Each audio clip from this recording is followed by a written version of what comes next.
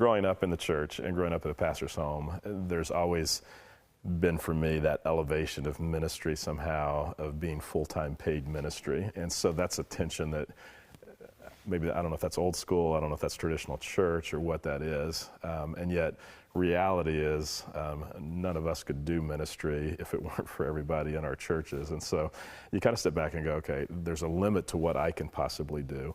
And if I think it's got to be me or professional ministers that are out there serving and making a difference, then we're not going to make much of an impression or an impact on the world.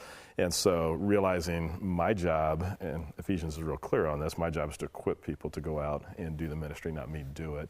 And so realizing that we've got people in the business world that, what I say to our people all the time is, you can impact people in ways I could never hope to impact. And so just get out there and connect with people. And when you have opportunity, just tell the story of what God's doing in your life and how God's using you. And as you do that, then you're going to impact people in huge ways. And so if it means getting out, whether it's a ministry environment and serving others, doing good, as you're saying, for others, you do that. And my opinion is you don't even have to be a Christian to do that. You can bring somebody along with you, and as you're doing good for others, then you're explaining to them why you're doing this and what God's all about, and what Jesus is all about. And there's no better way to evangelize somebody than let's just get out and serve together and just do things together. And so often I think we think you've got to have a certain level of knowledge of biblical content, or you have to have a certain number of years under your belt of being a follower of Christ before you can make a big impact. And I mean, all you need is 5 minutes more than the guy following you, and then you guys get out there together, and it's amazing what can be done.